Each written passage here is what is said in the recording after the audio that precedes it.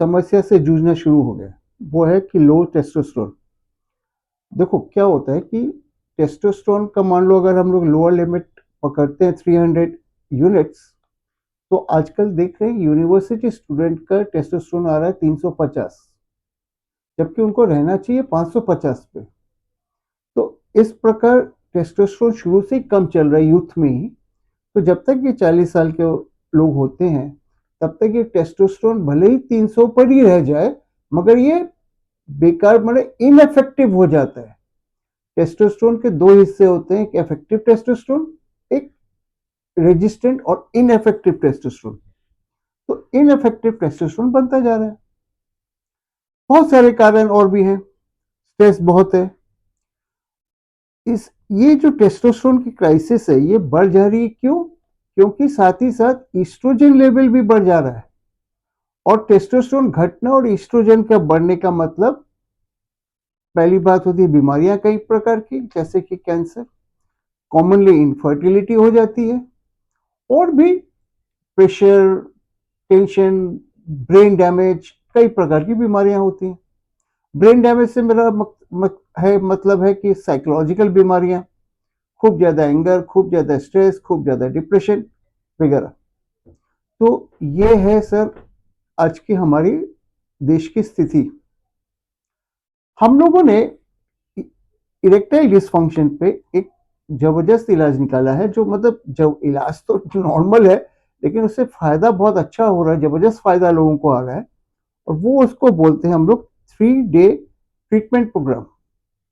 पहला दिन हम लोग इंजेक्शन देते हैं ग्रोथ फैक्टर वाला, जिसको PDGFC टाइप बी बोलते हैं। अगले दिन शॉकवेव थेरेपी देते हैं, फिर ये सेम इंजेक्शन रिपीट करते हैं। ये जो प्लेटलेट डिराइव्ड ग्रोथ फैक्टर वाला जो इंजेक्शन है, वो आप ही के ब्लड से बनता है। मैंने पहले हम लोगों ने एक प्लेटलेट इकट्ठा किया, फिर वहां से ग्रोथ फैक्टर इकट्ठा किया। तो इस तरीके से नेचुरल ट्रीटमेंट है, मोस्ट नेचुरल रेमेडी, और काफी जबरदस्त तरीके से अच्छा रिजल्ट दे रहा है। तीसरी पॉइंट मैं बता रहा हूं कि पेरोनी डिजीज जो है, जैसे लिंग का टेढ़ापन, लिंग में गांठ हो जाना, लिंग के इरेक्शन तनाव के समय दर्द का होना, सेक्स करने में समस्या होना, वो एक पेरोनीज डिजीज होती है, जो पहले बहुत ही मुश्किल से ठीक होती थी। अब ये ठीक होने लग गई है शॉकवेव थेरेपी की वजह से। तो ये भी एक अच्छा ट्रीटमेंट हो गया है, medicine plus shockwave therapy, Peyronie's disease ठीक हो रही है। इनफर्टिलिटी का मैंने बताया कि लोगों के अंदर में ये सीमेन के अंदर में स्पर्म काउंट गिरती जा रही है, और वो गिर रही है लो टेस्टोस्टेरोन, लो और हाई एस्ट्रोजन की वजह से। उसका भी इलाज, बेहतरीन इलाज निकलता जा रहा है।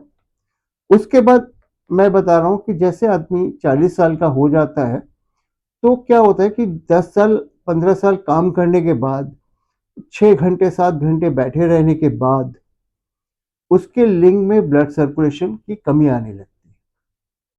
और जिस समय वो 40 तक पहुंचता है, उसकी वाइफ भी 38, 36, 37, 36, 38, 39, 40 की होती है। तो वाइफ के भी एक पेट निकल जाता है, एक मोटापा पकड़ने लगता है। तो इस हालत में, क्योंकि आपका भी थोड़ा सा पेट निकलने लगता है और वाइफ का भी निकलने लगता है, इस हालत में क्या होता है कि जो पहले शादी के शुरुआती दौर में जो मैन ऑन टॉप पोजीशन में सेक्स करते थे, वो अब करने में दिक्कत होने लगी, और उसमें मजा नहीं आ रहा है, आनंद नहीं हो रहा है।